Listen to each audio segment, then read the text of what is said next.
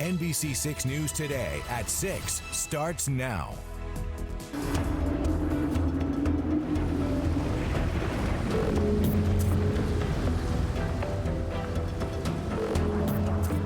We're continuing to track a very busy tropics right now. Look at the active systems out there in the Atlantic and the Caribbean. Just getting our attention and a nice nudge from Mother Nature to let us not forget we are in the middle of hurricane season. I know, you can't sleep on hurricane season. No.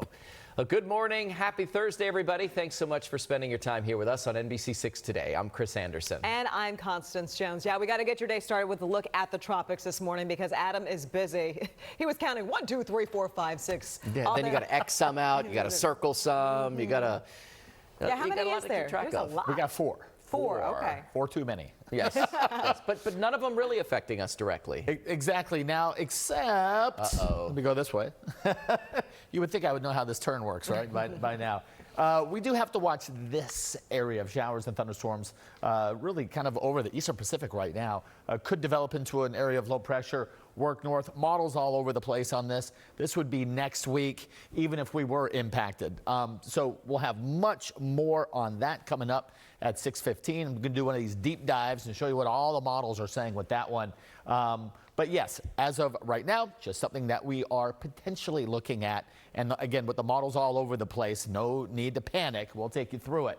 Okay, good news report here with Tropical Storm Franklin, 5 a.m. advisory. All the tropical storm warnings have been dropped. System has sustained winds of 50 miles per hour right around that center. You notice how those storms are the showers and storms here with this system well to the east. So it is struggling with what we call wind shear right now, but we are expecting this system to intensify and could actually turn into a Cat 1 or 2 as it gets eerily close to, Bermuda. So we'll have to watch that area.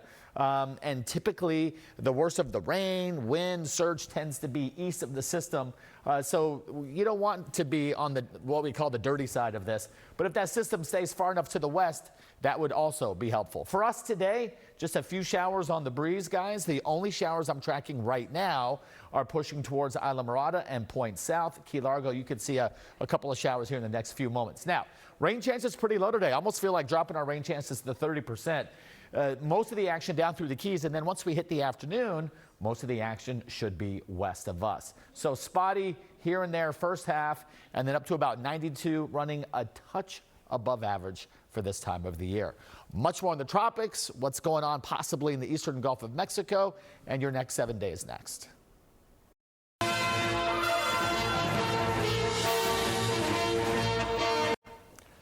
First up here at 6 o'clock, 8 Republicans taking to the stage last night in what was the first GOP primary debate for the 2024 presidential election. These candidates sparring on the debate stage with one goal in mind. That's, of course, convincing voters that they should be the Republican Party's nominee. That's right. The 2-hour-long debate took place in Wisconsin, an important battleground state for the 2024 presidential race. And among those on stage was Florida Governor Ron DeSantis. We will send Joe Biden back to his basement, and we will reverse the decline of this country. Meantime, the current front-runner and former President Donald Trump skipped the first debate, but remained a major part of the conversation last night. The former president instead appearing in a pre-taped interview. I just felt it would be more appropriate not to do the debate. I don't think it's right to do it. Well, here's the interesting part. Donald Trump had to make his case to the 2024 voters while facing multiple indictments, including charges related to alleged efforts to overturn Georgia's 2020 election. As a result of that, today he's expected to surrender to authorities in Georgia, where he's going to face those latest round of charges. And local debate watchers are reacting on both sides of the aisle this morning. NBC6's Julia Bagchi joins us now live with some of those takeaways. A lot of people talking about who might have won, who had the best zinger of the night. Absolutely, Constance. And it's no surprise where the praise and the criticism is coming from this morning, largely broken down along political lines. Take a look at one local watch party that happened here in Miami last night, a GOP watch party at the EB Hotel, hosted by the right-wing organization Christian Family Coalition Florida. And there were plenty of cheers early on for Governor Ron DeSantis there. The organization's founder says there's a reason DeSantis and Vivek Ramaswamy were the front runners in last night's debate, while local Democrats see things much differently.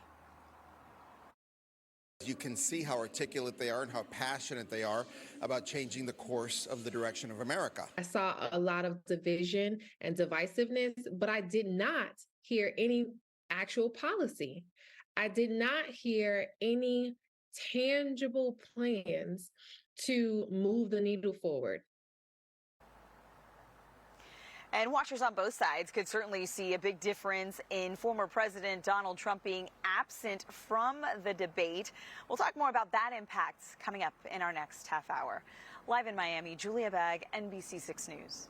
Definitely has a lot of people talking here this morning. Julia, thank you. And of course, you'll want to check out our website for a full recap of the first GOP presidential debate. And coming up in our next half hour, we're going to be live in Georgia this morning, where former President Donald Trump is expected to surrender later today.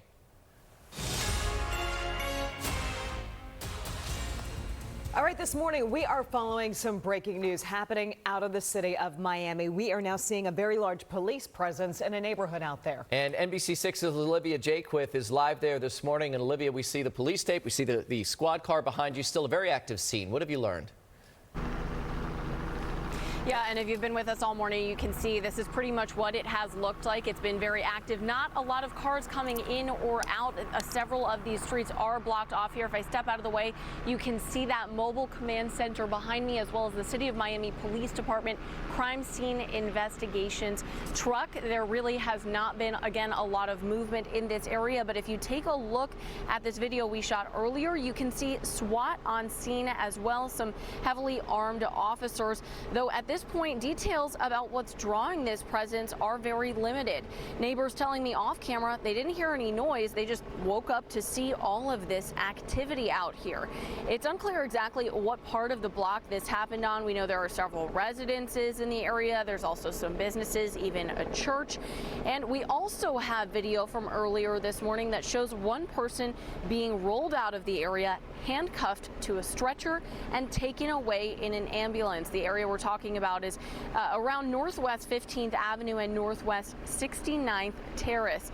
Now back out live, now several of these intersection points around where we're standing have been blocked off, including right here. Like I said, not a lot of in or out. We're not exactly sure how long that will be the case, but of course we'll keep you posted. And we have reached out to Miami Police for more information, but have not heard back at this hour. Of course, stay with us on air and online for the latest developments. Reporting live this morning, Olivia Jaquith, NBC6 News. All right, Olivia, thank you for that update. And a missing child alert has been called off here in South Florida. The Florida Department of Law Enforcement issued an alert for Carolina Rodriguez Vizcarra on Tuesday, saying that they were worried and they feared for the safety of this little 4-year-old girl who hadn't been seen since December. But they were also looking for the child's mother, Carolina Vizcarra. Turns out both the child and the mother are currently in Mexico. Miami police confirming the toddler has been living there since December with her maternal grandparents, and they've determined that she is happy and she is safe. A Miami Beach police officer who is accused of pointing a gun at another driver during a road rage incident. And now the scary encounter happened right on I-75 in Broward 3 months ago. But the officer didn't get arrested until yesterday. The arrest report says that the victim told police that Officer Frank Celestre was weaving in and out of traffic in his police cruiser.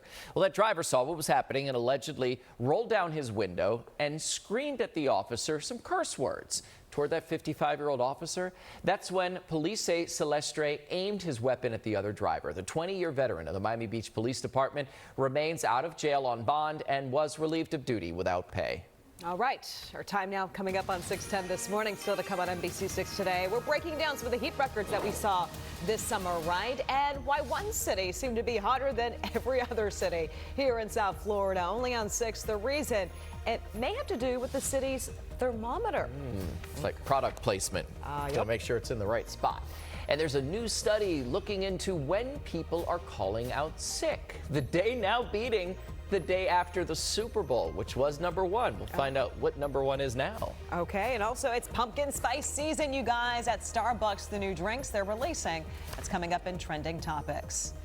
Joanna, since you're new, you got to get us all some coffee. Oh, yes, rite of passage. I'm not that new now, but I will bring everybody Starbucks only because I really like Starbucks too. So you got it. I'll bring some in. Not a problem. Deal. All right. Well, right now, no major incidents to report right now on our roadways, which is always good news, right? And no major problems in the Palmetto just yet either. Right now, you're taking a look at the Palmetto on 122nd Street. Traffic is moving just fine right now. But if you're planning your commute out in Miami-Dade, let's take a look at some of your drive times as you get ready to head out the door this morning. On I-95 northbound between downtown Miami and the Golden Glades interchange, that's going to take you about a 9-minute drive there. Dolphin Expressway to I-75 via the Palmetto northbound, a 7-minute drive there. US 1 on Sunset Drive, a 10-minute drive there. We'll be right back right after this.